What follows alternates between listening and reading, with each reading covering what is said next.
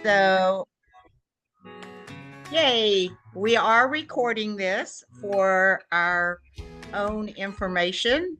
So, just letting everybody on the participant level know that we are recording.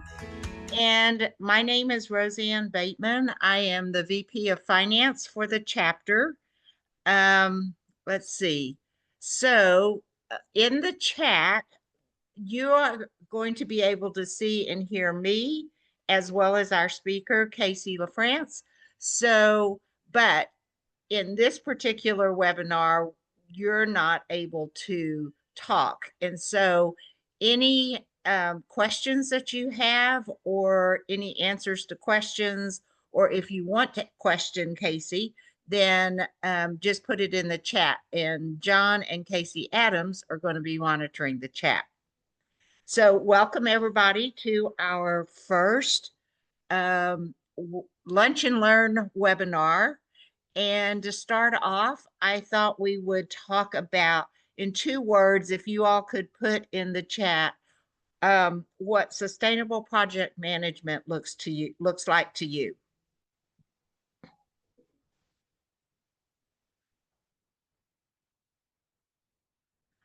That's awesome, Lena. Yep. So anybody else have suggestions? Less waste?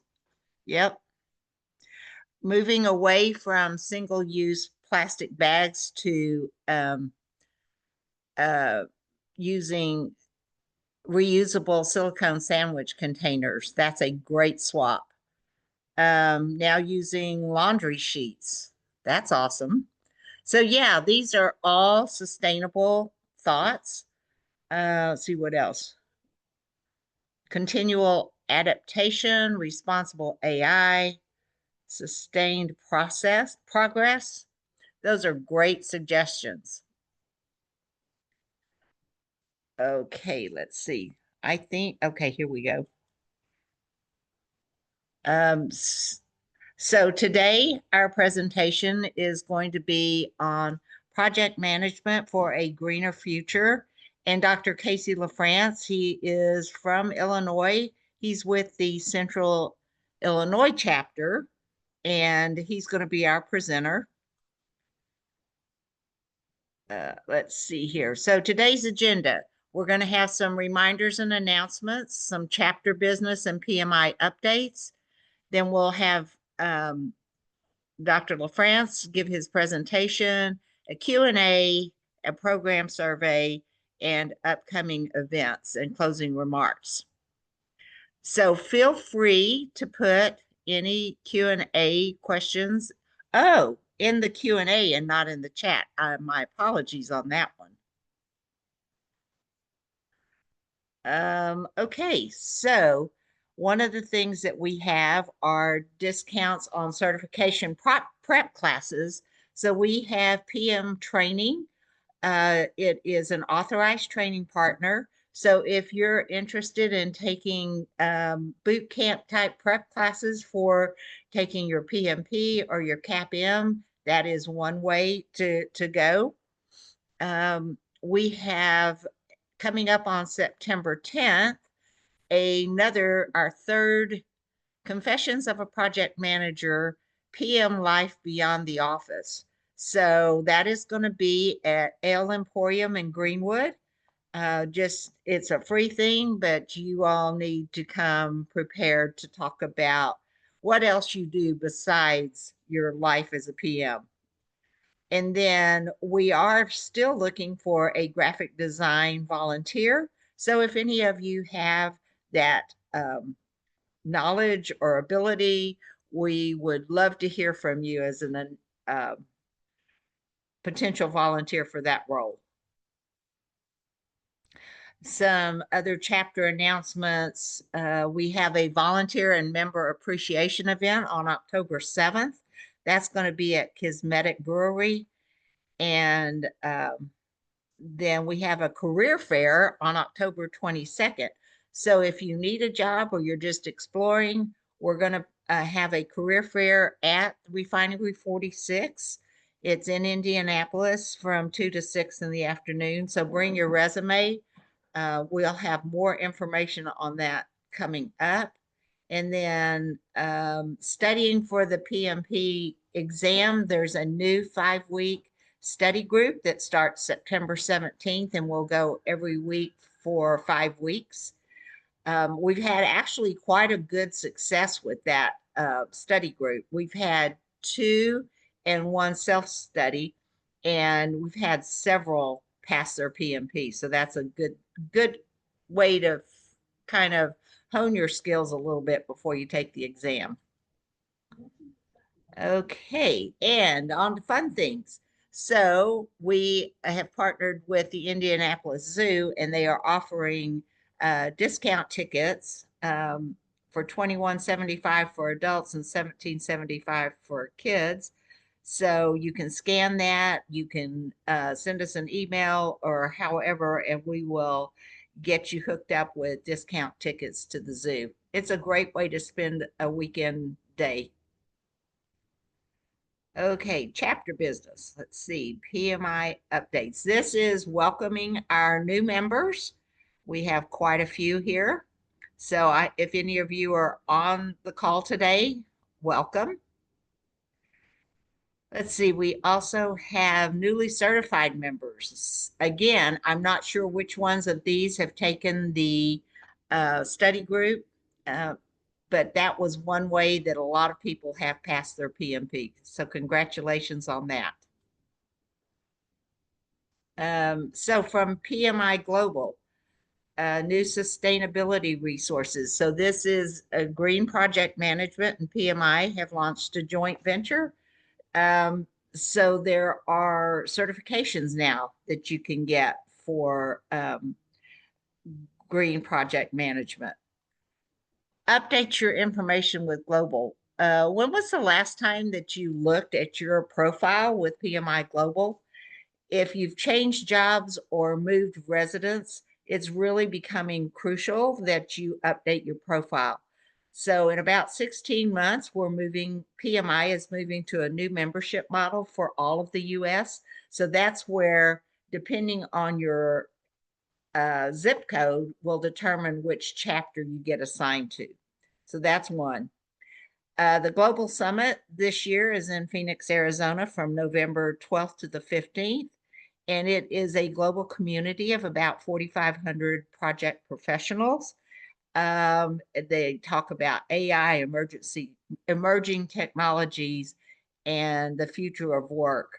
So there's going to be keynote speakers. It's a way to earn PDUs. So if your employer will let you have the time off, that is a great session to attend. Okay, featured presentation. Today we have Dr. Casey LaFrance. He is a certified project manager, an agile coach with over 20 years of experience in higher education, government, and nonprofit leadership. He co-founded Agile 3 Enterprise Coaching and Value Stream Solutions, helping organizations unlock value through human-centered change. Casey holds multiple credentials, including PMP and PMIDA coach. He serves as a graduate director and professor of political science at Western Illinois University, teaching project management and leadership. He is the author of Targeting Discretion and develops agile and lean tools for civic contexts. His approach blends academic rigor with practical coaching for today's project professionals.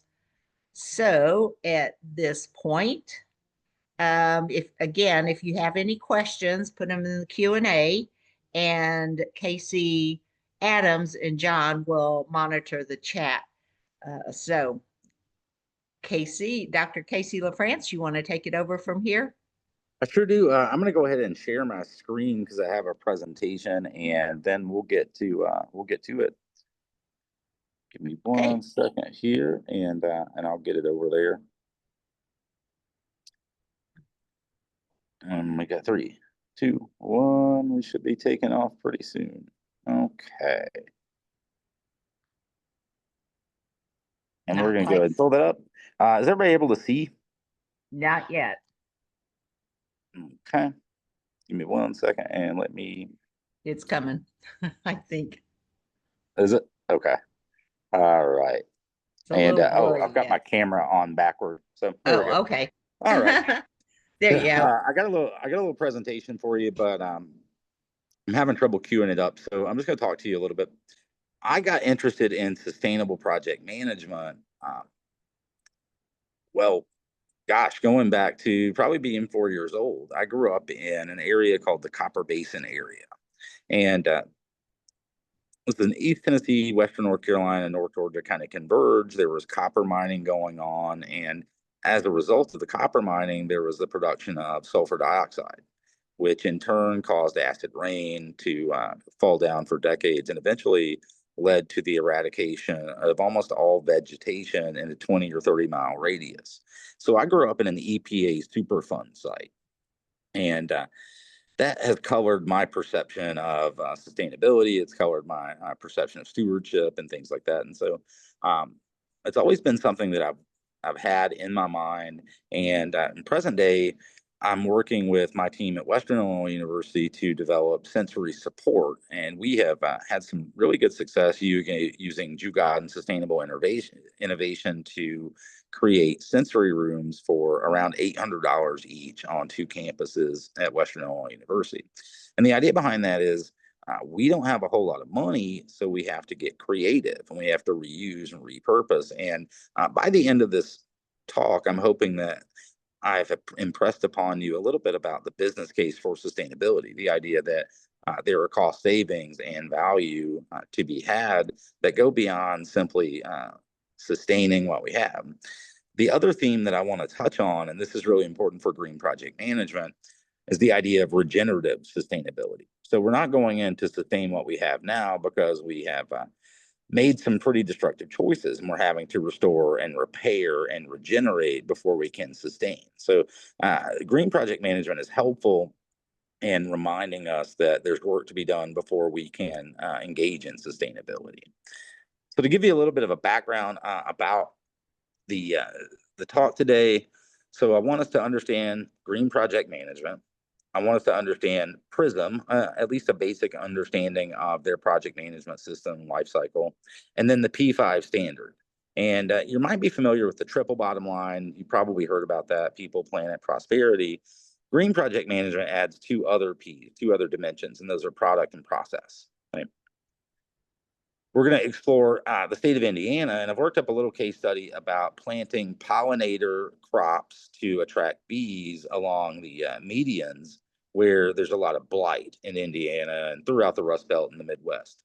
So we'll talk a little bit about that. We're going to connect this to the Sustainable Development Goals, the ESG, and the PMBOK 7th edition. I know the 8th one's coming out, but the 7th one's what we have. And at the end of this, you're going to earn 1 PDU for certification renewal.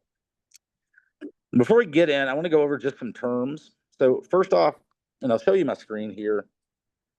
Green project management, when we use the acronym GPM, that's what we're talking about. PRiSM, that's the acronym for Projects Integrating Sustainable Methods. P5, we discussed. The SDGs, when we talk about those, we're talking about the United Nations Sustainable Development Goals. The ESG, we're talking about environmental, social, and governance. And with GRI, we're talking about the Global Reporting Initiative. And then, of course, with PMBOK, we're talking about the Project Management Body of Knowledge. You'll see those. Casey, that Pardon me? doesn't show your when you share your screen, it's not showing up clear. It's Oh, very no. blurry. Okay. Yeah, just Then telling I'll you. just talk to you. Yeah. Sorry, we hit a snafu here. I'll just talk to you. What I was going to do to break the ice with you guys, and I think Roseanne's already done a great job of this, is what do you think of, and then what do you already know about green project management? And so some of you said, hey, it's about waste reduction. It's about sustainability. And by the way, Roseanne, Kelly and you have a copy of this presentation if you Yes. want to spread it to the members. Sorry about that. Yeah. And then are there any green project managers, anybody certified by GPM here in attendance today? Well, you might want to consider it after you hear of it. That's great, Kelly. I'll tell you a little bit more about And then finally, how do you think sustainability links to project success? Because often the way that we've discussed sustainability has been an afterthought or a compliance issue, something that we have to do, not something that we want to do to generate value. And that's the beauty of green project management is it tells us that we don't have to act retroactively, we can act proactively. So green project management was founded by Dr. Joel Carboni. They've been around for a while. I believe they started off in 2011, if not before that. They've been advancing sustainable project. They developed the PRiSM methodology and the P5 standard, and the GPM certification has been part of the Green Project Management certification family for a while. So the Green Project Management basic level certification is now part of the PMI certification family, and to sit for it now requires a PMP. So if you have a PMP, you can sit for this exam, and the exam content has changed a little bit so that now it focuses mainly on sustainability since it's assumed you know a lot about project management if you have a PMP. So the focus is on SDGs, GRIs, and sustainability mainly with some other important things from PRiSM and P5 thrown in. So I want to throw a case at you, and the idea here is we're going to use our imaginations, and we're going to see what we can do to improve the aesthetics of the roadways in central Illinois or central Indiana, but Illinois would definitely be a qualifier there as well. So we're going to start a year into the future. It's next year, and central Indiana has launched the Crossroads Solar and Pollination Corridor Project. And the idea here is we want to regenerate land, create clean energy, and open career pathways. And in this case study, the city of Indianapolis is going to help us out. And I have a lot of affinity for the city of Indianapolis because it's the only place in the world where they'll give you a hot cup of coffee in the White Castle drive-through line while you're standing across from the Greyhound station. So if you ever need hot coffee, that's the place to go. Right? You get to look at Lucas Stadium too. So in here, we're going to look at our P5 and our P5. If you want to go ahead and skip ahead, Casey, to the case intro slide. There you go. And this is really hard to read, so I'm just going to hit the basics. The people, we're talking about workforce training, planet, biodiversity, and carbon reduction. Prosperity, we want to reinvest in Indiana's economy. Process, we want transparency. Right? And products, we want modular solar habitat systems. So we're going to have stakeholder sessions, and these are things that I think are really great for getting local wisdom, getting community participation, and what I like is the framework of community-based participatory action research. It's a really fancy way of saying the people who are going to be affected by the change have a say in designing it and deciding what the needs ought to be before we start trying to help. And I think that's a good point, right? A lot of folks, especially academics, have gone into blighted areas or places that need sustainability assistance, and they've said, "Hey, I have the answers. I'm here to help you." And what's curious about that is we don't see a lot of agreement between people like Henry David Thoreau, the author of Walden, and Ronald Reagan, the former president.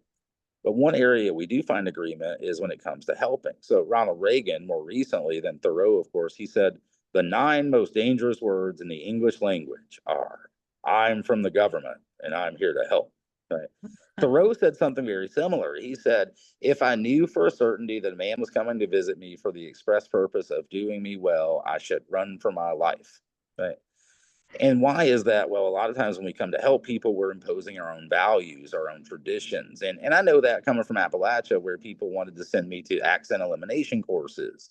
They wanted me to go to different religious traditions than the ones that I'd been exposed to growing up, et cetera, et cetera, et cetera.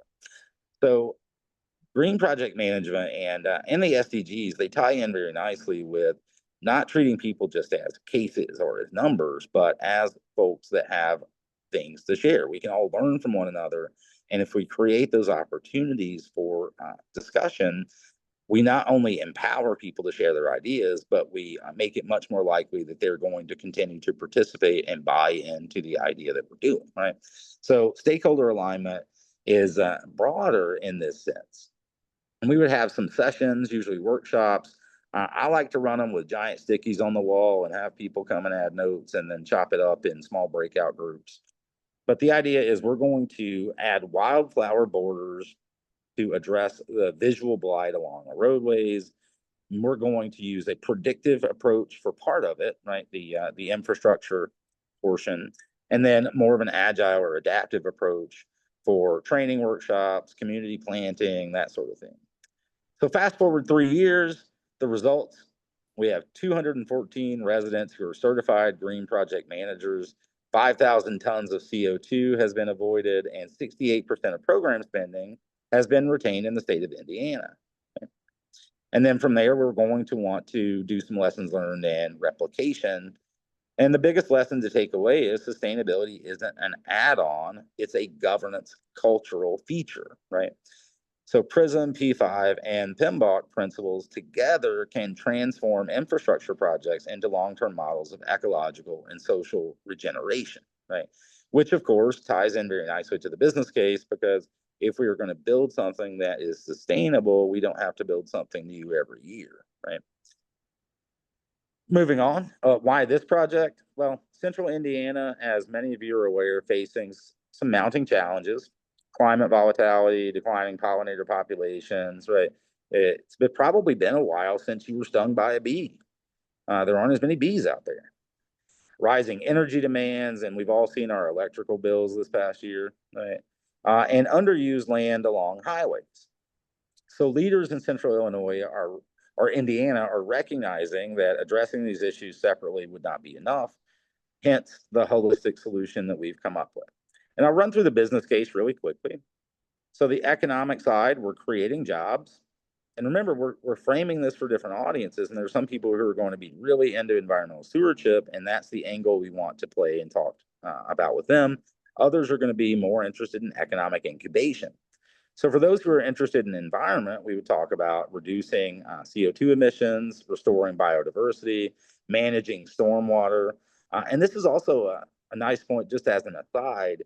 If you're interested in green project management, you might also be interested in the EPA's construction general inspector certification that's available free through a 4-hour course via the EPA. And here you learn specifically about stormwater systems and best practices, as well as site cleanup and all that other stuff. So socially, we're looking to empower underemployed residents through training and lower household energy costs. So we're trying to help them make money and save money, right, on both ends. Reputationally, we're trying to align with Indiana's climate goals and then global frameworks. So the sponsor of our project is going to be the city of Indianapolis, the Office of Sustainability, and backed by you guys, the PMI Central Indiana chapter, along with Purdue Extension, nonprofits, and corporate partners. So you're going to have a lot of cooks in the kitchen, which is typical of the project environment. So not only are we having a hybrid project, we also have a hybrid delivery of that project. And then finally, why sustainability matters. From farmers dependent on pollinators to families burdened by energy costs to businesses seeking resilient supply chains, everyone can benefit because we all have skin in the game, right? We all live on this planet. Moving on to inception. So beginning the project, we're going to write the charter. Our idea here is we want a 2 million watt solar power generation facility with 10 acres of pollinator habitat and 50 residents trained. So those are our success metrics. And to quote Joel Carboni and GPM, sustainability must be planned in from the exception, not stapled on at the end, right? And particularly here in the charter, we're looking at SDG 7 related to energy, 11 related to communities, and finally 15 life on land. It's also a good point to mention the CEO of Green Project Management, Joel Carboni, was actually one of the authors of the SDGs. So when it comes to aligning the exam and the course content with SDGs, this provides a pretty powerful mechanism by which those can be aligned. You're talking to somebody who actually had a role in writing these. Moving on to stakeholder engagement, we're going to conduct listening sessions. We're going to go to Martindale and Brightwood and Plainfield and Lebanon, or however the hell you say that. I can't remember. Somebody told me not to mispronounce it, but I can't remember how to pronounce it correctly. Our RACI is going to look like we have some stakeholders. We got the city, right, our sponsor, we got utilities, neighborhoods, et cetera, et cetera. Our concerns are listed there, and those are ones that I think go in pretty well with any sustainable project. We want it to look nice, we want it to create jobs, and we want it to contribute to maintaining a habitat of local flora, fauna, etc. We're going to try to weave that into deliverables. We might engage in some stakeholder mapping to determine power, legitimacy, etc. Moving on, executing the project, again, we're going to have two forms. Our two main modalities of executing. We're going to have a predictive stream, a waterfall stream for site prep, racking, wiring, commissioning, all the stuff that we tend to do that follows a predictive path. And then an adaptive stream for training, planting, workshops. And then we're going to make some critical decisions, right? Are we going to want to use local versus imported seed? Well, I come from, again, Appalachia, and part of the after effects of the massive soil erosion that were experienced because of acid rain in my home area, part of the solution was to bring in kudzu, a Japanese vine that would hold the soil in. And boy, did it work. It was an invasive species, and it has taken over and choked out a lot of the local fauna, a lot of the local flora. And the animals don't have the same habitats that they used to. And so we would probably be better off to use locally sourced seeds because we're trying to regenerate the environment that existed before we came along and destroyed it, right? Replication. So after this works, we're going to try to expand it. We're going to look for other cities. We're going to develop a playbook, and this is where our lessons learned, our risk register, all of our documentation will carry over. And finally, we could tie this into the Global Reporting Initiative by talking about transparent reporting and multi-site dashboards so that we have metrics that are available for anybody who's interested in how the project's coming along. And transparency is a big part of green project management, not just as a project manager, but having transparency throughout the system in which you work. So it's not enough to have sustainable practices within your organization. We also need to consider our vendors. We need to consider our procurement processes, our supply chains. Are we sourcing our materials ethically, right? All of that plays in. And a lot of times it's easy to get focused on the project itself. And I think one thing that green project management does is it helps us to zoom out and see the effects that we're having on the larger system, in this case, the ecological system. So moving on, our legacy here is going to be sustainability governance. We're going to create a charter for long-term stewardship, have multi-decade targets, and try to leave a legacy, right? The true legacy in project management is measured in decades, not closeout reports, right? We know that. We know that it takes a long time to see the full fruits of our work come to fruition, right? I have a slide here on monitoring and controlling. I just wanted to mention here that with monitoring and controlling, as with PMBOK, this is done throughout the process, right? This is done throughout the project. This is something that we're going to be monitoring and controlling every aspect of it. So it's not something that we do separately, but we're going to be looking at specific KPIs related to the P5. We're going to be using tools like energy meters, biodiversity counts, procurement audits, and we're going to try to clarify monitoring by embedding it into every phase, right? So that it's not something that's separate. And then finally, again, we're back to transparency, accountability, and continuous improvement. And the cool thing about PRiSM is it actually has iterative development feedback loops woven into the life cycle, right? So there's an adaptive angle already built in to PRiSM. And they augment the way that we score things like risk to consider things like biodiversity or the SDGs.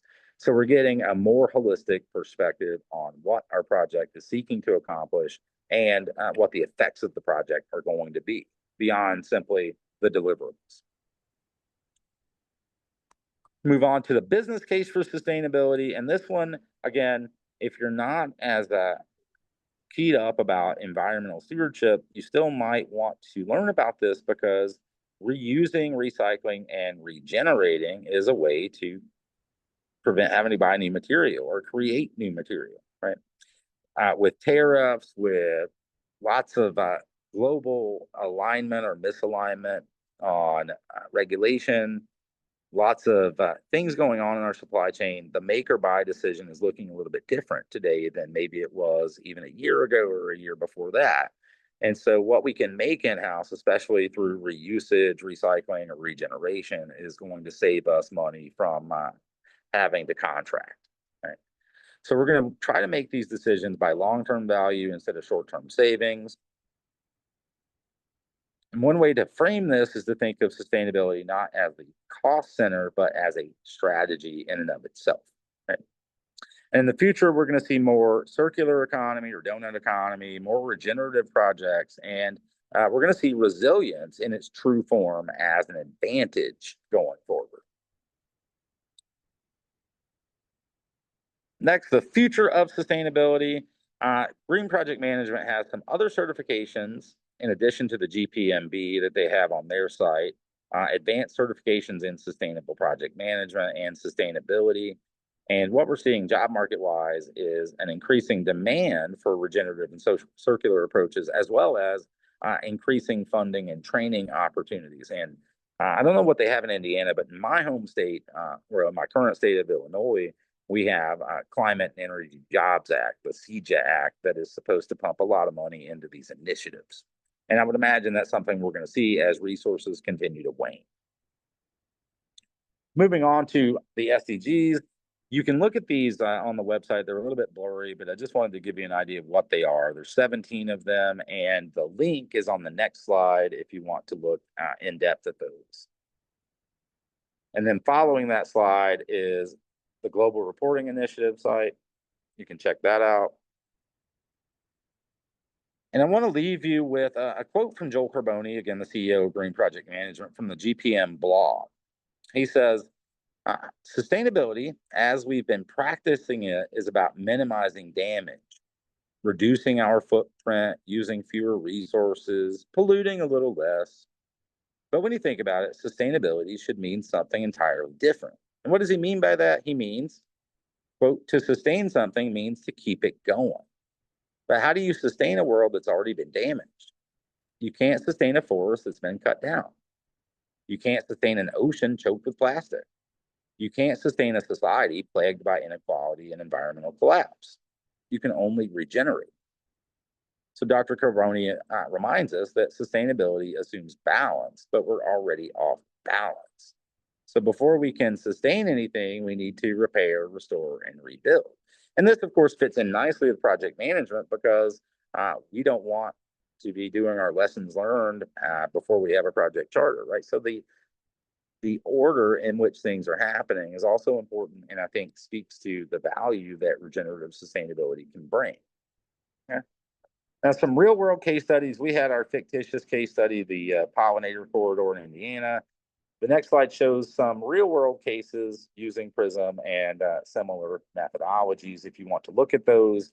I don't want to bore you by going through the details, but the point is we're seeing this globally and we're likely to see much more of it. And then finally, in closing, a vision for green project management in the future might be powering our communities with clean energy, enriching our landscapes with native beauty, and creating green jobs for the future. So maybe you don't want to plant flowers on the side of the road. That's okay. What can your projects that you're already involved in do to regenerate instead of just sustain it? And while I'm asking you questions, I'll conclude with a couple more. Are there any opportunities that you might see for applying green project management in your current projects? And then thinking organizationally or in the systems in which you operate, how do you see adaptation to regenerative sustainable practices? Are there any things that we see as in the way? Do we see maybe a lack of understanding or a lack of connection to the business case, et cetera, et cetera? I'm just kind of curious. And that's where I'll leave off. So I'll turn the floor over for anybody that has questions.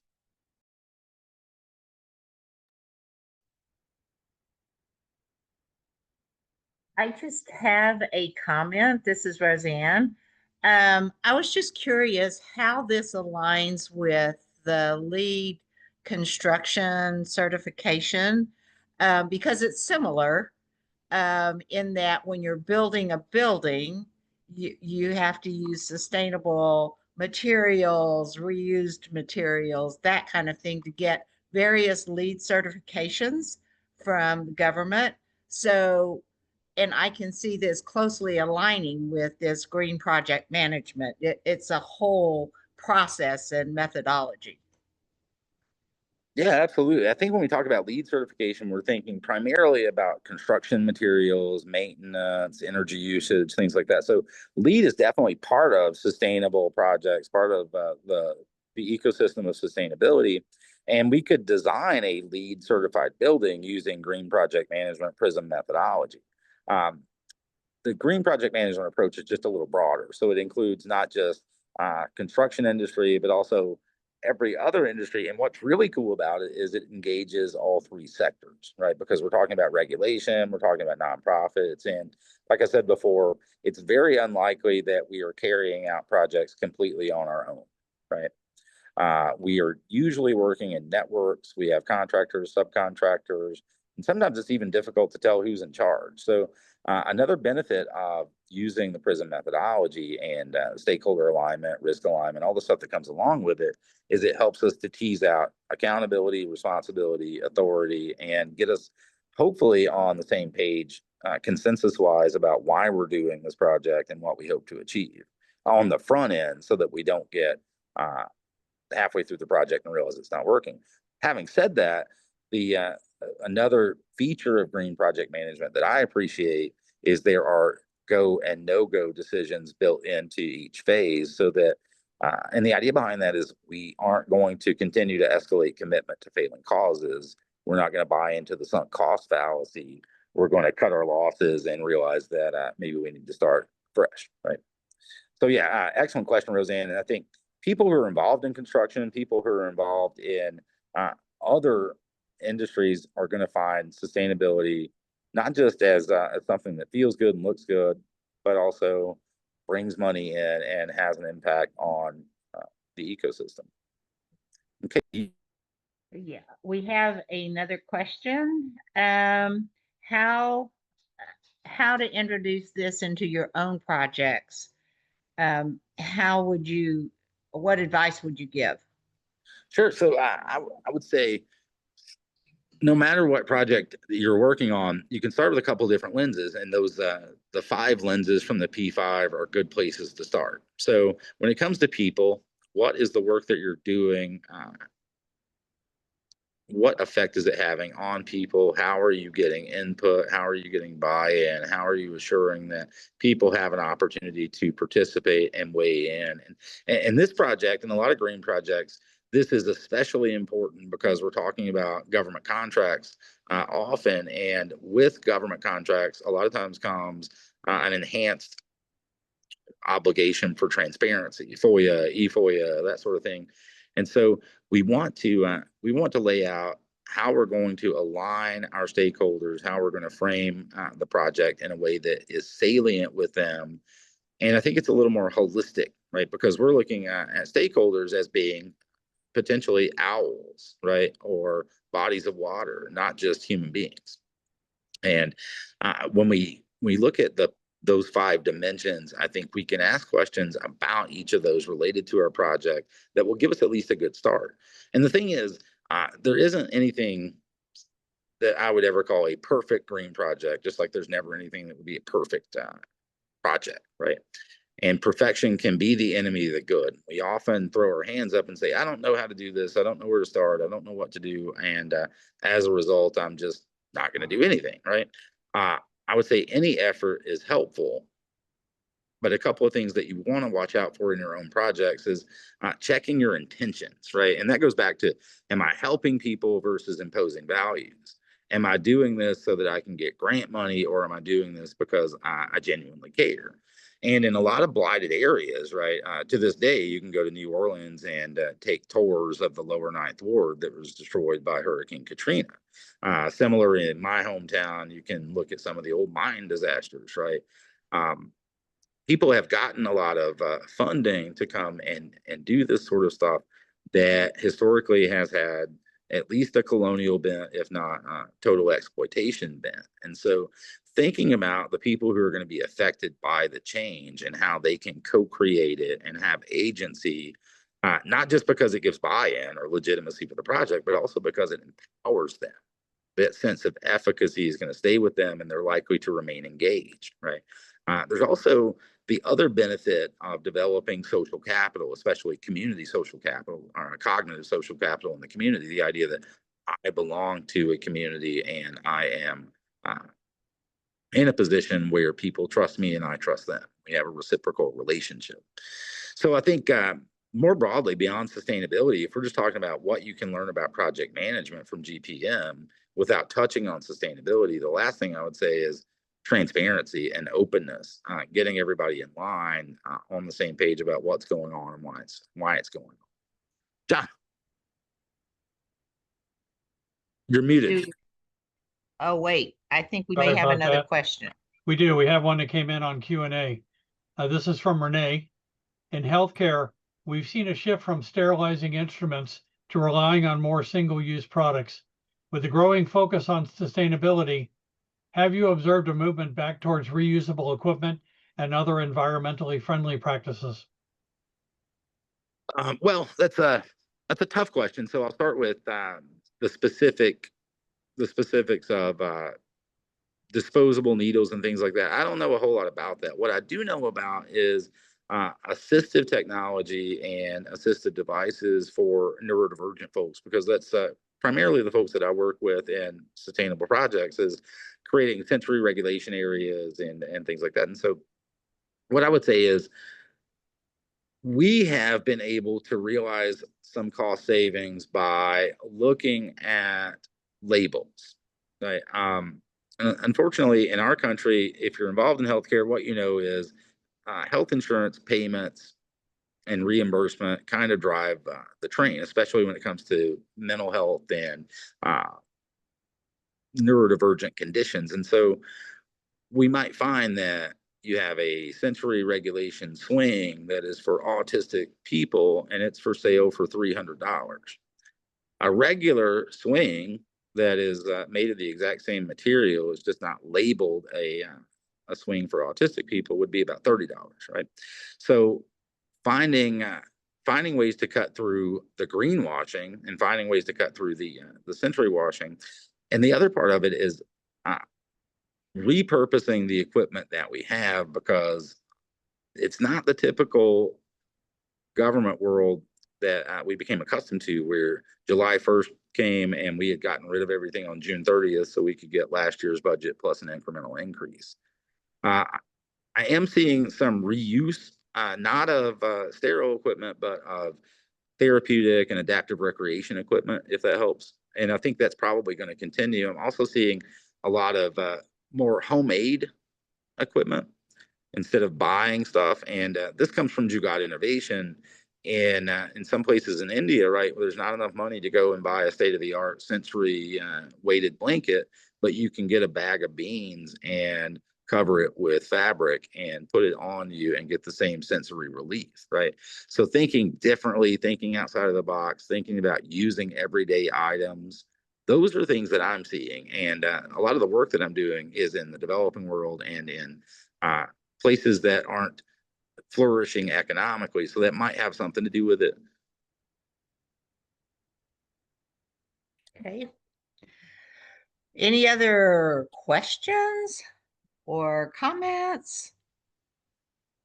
I know that one thing that I experienced when I was in construction project management is looking at brownfield sites and other things so that you could reuse some of the or redevelop some fields that were previously damaged. So that's always a thought too, is look at those places that have been overused and used poorly so that you can reclaim and rebuild.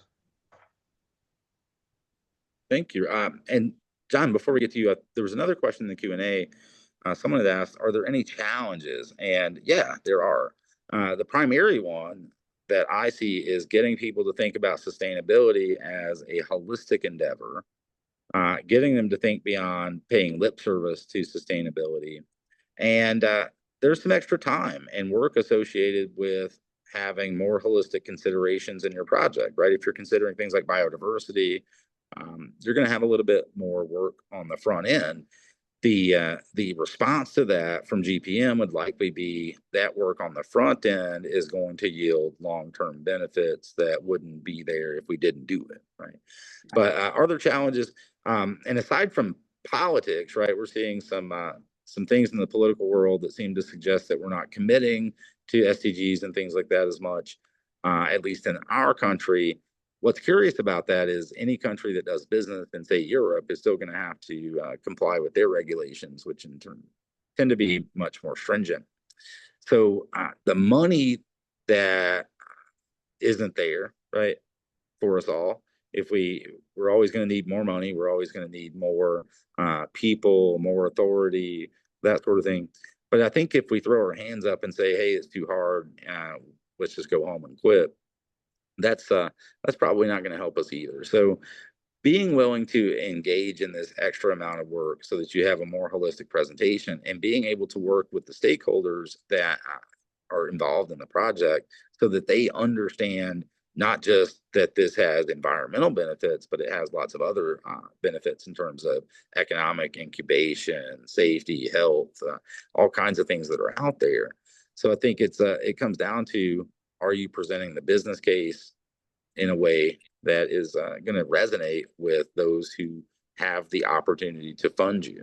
And then when it comes to carrying out the project, right, there are going to be sometimes where certain SDGs clash with others, and we have to make decisions. And sometimes there isn't a guideline for that. There isn't an SOP for every permutation. And so we have to use professional-based expert discretion. And I think that's a great reason to study and train for the GPM-b exam and certification, because when you don't have a guidebook, you have your training to fall back on to make those discretionary choices that you think are most appropriate. Okay. Anything else from anybody? I guess I want to thank Casey for a great presentation. It gives us things to think about for the future and all of our projects as we move forward. Let's see, Casey or John, can I have control of the screen again, please? I don't think I'm sharing anymore. Okay. I think Casey was sharing. But yeah, sorry for the little hiccup there with the feed. I'm not sure what happened there, but Casey came and saved me. So thank you, Casey. I appreciate it. Casey's are good people. Yeah. Yeah. Okay, so this is your certificate of appreciation for presenting. And so I will forward that to you. Thank you. And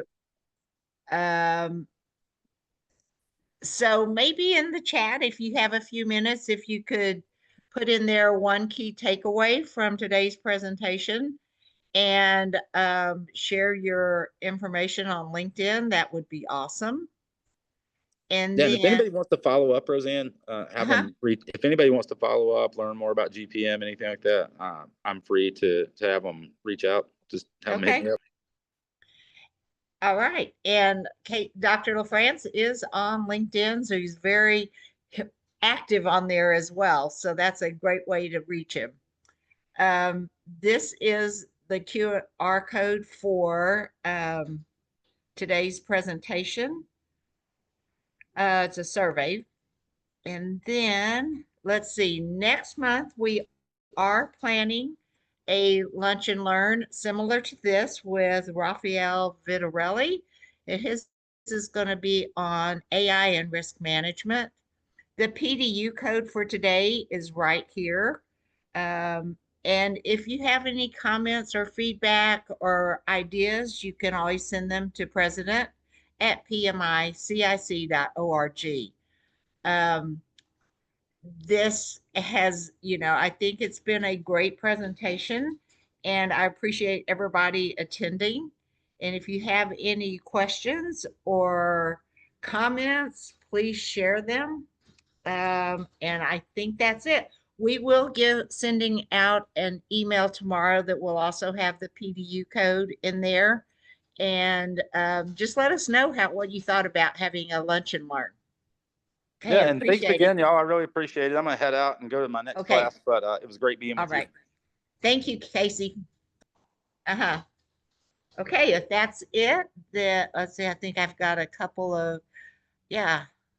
I'm glad people enjoyed this. So anyway, fill out the survey and then we will see you next month. Okay, thank you.